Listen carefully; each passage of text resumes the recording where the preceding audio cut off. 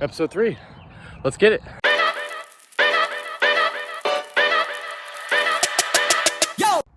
All right, so this is what it looks like right now. Basically, Archi Medical, you have your pre-med, your MD steps, and your residency. It's a functionality where you click it and then the top tools come up. Right now I just have Kaplan in, but for MD steps, tools for the MCAT, and then tools for step 1 and step 2. Essentially, you can hover over it and then it gives you like a little, I don't know, something about it. Then you hover over this and it takes you to a research study that I did. So that was about the outreach that I explained last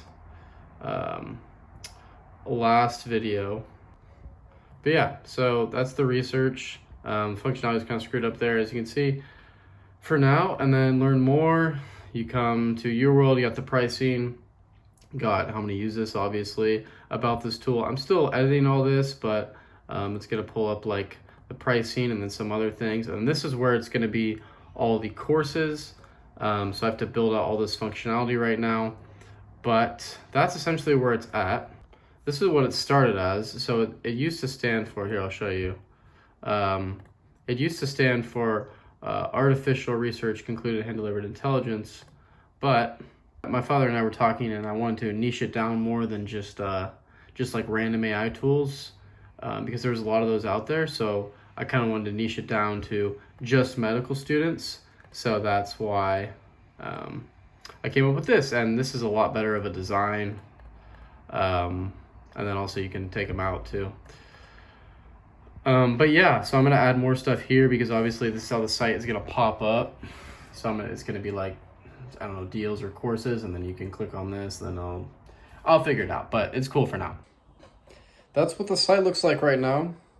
The plan is to finish the functionality of the site, possibly hire a web designer, web developer to help me out with that, and then outreach creators to find the best creators, because I want to keep this part absolutely free and then have courses that either I pay creators to make or we split the revenue, however they kind of want to do that. I have a feeling splitting the revenue would be better just because then they have more incentive to actually make it good, right? If I just pay them like $1,000, then there's no incentive for them to make it good. They can just make it shit and then just put it out. But my main goal is to have the best quality resources and over time expand to different niches and really just help out, the medical industry.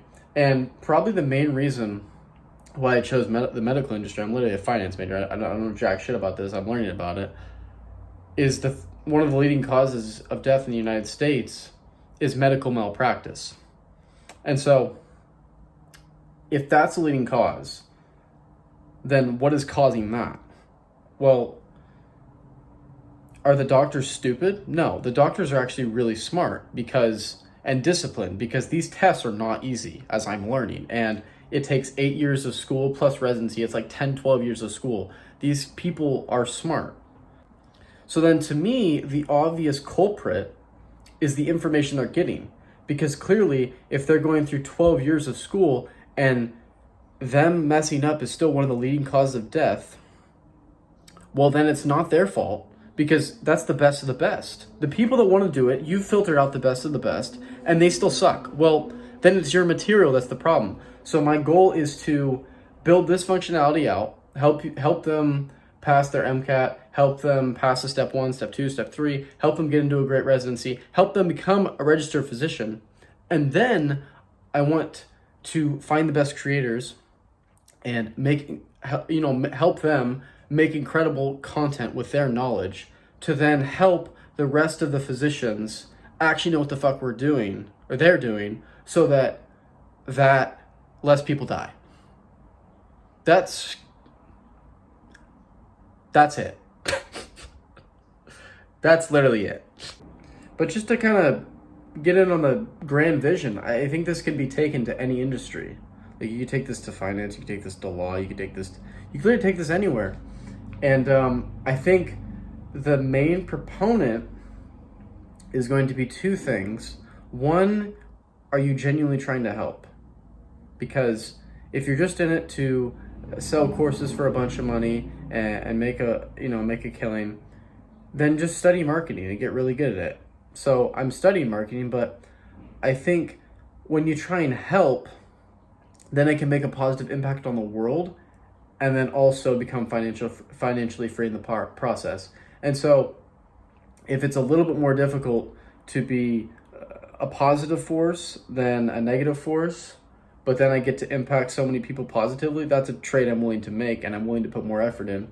But I think the biggest thing also is finding the best sources of information. So the best physicians to create the content and to actually teach. So I really do think in this day and age, with so much information out there, we really kind of need a brand that we trust to say, hey, this information, yeah, we filter through all of it. Let's find the best ones and let's bring it. And if you want to disagree, that's fine. If you want to filter out, do your own research, I encourage that. But I want to build a brand that's so reputable that it's like, we do so much research on the creators, and we do so much research on the best sources of information, and we go seek it out, we go network, that it's just so trustworthy that it's like, why wouldn't I trust that? And I think a problem with the education system today is there's so many teachers that have never walked the talk. So I have entrepreneurship classes,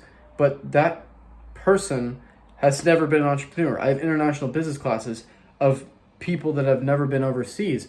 And it's like, okay, I get it. Yeah, you can study and it's cool to listen to a journalist, but let's find the source of the information. Let's find the entrepreneur and ask him or her how it really is, how it is to be in the weeds, and how and what they've learned and their experiences. So that's the grand plan. That's the grand vision. Yeah, I will update it next week. So my first big break in content creation. As you can see here, I think I went over this last video, but I think it was at 100 views when I said it last time. It's now at 1,500. But yeah, first big video. It's going to be tough to keep up that level of production. But ultimately what I've learned from trading is I'm just looking for a higher low. So I understand that, hey, my next videos, my videos before that, the top one was 60 views and this one has 1,600. So clearly an outlier, right? But I'm just looking for a higher low on the views. So like when I'm saying that, I mean, I want, my next videos, if my least views on a video was like 5 views, now I want my least views on a video to be like 10 or 11 or like 15, right? So you're slowly increasing. The goal isn't to make 1 million views on your first video or your first 10 videos. It's to slowly go up and to the right with higher lows along the way, just like a chart. So I'm just taking that perspective. I'm trying to understand what really worked well with that video. I think the title was very, how to not care what other people think. That's just a thing a lot of people ask. I don't know if it's the background or what it is, but it clearly outperformed by far, and maybe it's due to a little bit of the comments, a little bit of luck sprinkled in. But it's clearly better than the other videos I'm making. So I'm gonna try and analyze it and try and learn something from it, and then try to apply it. But my most recent videos are doing much better. In comparison, 10 views versus a 1,000 view video, it seems like a lot, but when you take into account that I had videos getting like 2 views, that to me is a higher low, and to me it's an improvement. So I'm just looking to slowly increase over time, and then eventually I'll get paid for it, but not worried about that right now, just trying to help. All right, so now for my investment side.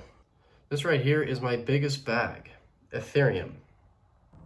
And kind of the reason behind it is, well, right now it's absolutely pumping along with the rest of the market. So I don't even know if the relative strength is in accordance to Bitcoin. But when you have the Bitcoin ETF get approved so easily, and now you have these people on Wall Street, I'm sure a bunch of other people have talked about this too, and it's kind of where I've got the idea from as well. But the Ethereum ETF just seems like, how could it not happen? Like, how could they look at how much money they could make with Bitcoin and not see the potential with Ethereum? And dude, Larry Fink has literally said that he would want an Ethereum ETF. He literally said that in an interview. So it's going to happen, and I don't necessarily think the market has priced that in. because throughout these past couple months, relative strength, as I just mentioned, with Bitcoin versus Ethereum, Ethereum looked like shit against it for a long time. But I think once the news of a potential ETF is coming out, that will start the process for Ethereum to boom. And who knows when that news will come out, but I just think it's inevitable. Like, how could the narrative not swing that way? But yeah, I'm really interested in projects coming out that are helping the EVM, the Ethereum virtual machine, just helping it run better, helping it run similar to Solana, which is also another one of my biggest investments, because, you know, who's up next after Ethereum? They're going to want to do all of them. They're going to want to make a shit ton of money off all this. So why wouldn't they just go down the list by BNB, Solana? They're all going to go ape shit. And I think you might see something similar to the stock market, where the top ones just own it, like just crush the growth. I mean, we might get an altcoin season, we might not, but I just think that Ethereum and Solana are going to absolutely crush it this year, especially when, I mean, if a Solana ETF comes out, I mean, Bitcoin is going to fucking crazy heights. So those are my biggest bags at this moment. I'm constantly investing, as you saw in my finances, so I'm making money every month and constantly putting money into each of them. But other projects I really like are because I'm just betting on winners. And when I say betting on winners, it's founders that I think are going to outperform other founders in their space. And what I've kind of done is realized, okay, I don't even have to go into the nitty gritty of each of these projects. I should know what they do. Yeah, I should know why they're good and why I think they're going to be successful. But I don't have to go into the nitty gritty and be on Discord servers and be talking to founders about why something's going to work. I can just take the biggest content creators who recommending or saying this is what's going to pump in the next bull run, and I can just take what they're saying and they're going to make this pump because they have all this audience, but then also they're involved in the project, so they've made money on past bull markets, so they're going to know what's going to pump. So who am I to the guy that lost all his money in the 2021 fall of crypto to say, oh no, I think this project's going to do better because of X reason? And sure, anyone could have a thesis, but I mean, you look at guys like Luke Belmar and guys like Alex Becker with huge audiences, and are investors in these projects and are making content based on the projects. And I'm going to sit here and say that I know more. Maybe the project I think is better, but the audience is going to win out because there's more people. It's just, these commodities are just what somebody's willing to pay for it. So why on earth would I not just say, hey, Alex Becker's saying, okay, IMX can be a top 10 coin. Will it? I don't know. Would I bet against it? Fuck no, I wouldn't. So I'm going to have a big bag in IMX, big bag in Beam, because it's another one of his darlings. And there's one more. Oh, Superverse as Elliot's. And then Luke Belmar loves Pudgy Penguins, who's Luca Nets. I mean, it just flipped board Ape Yacht Club today.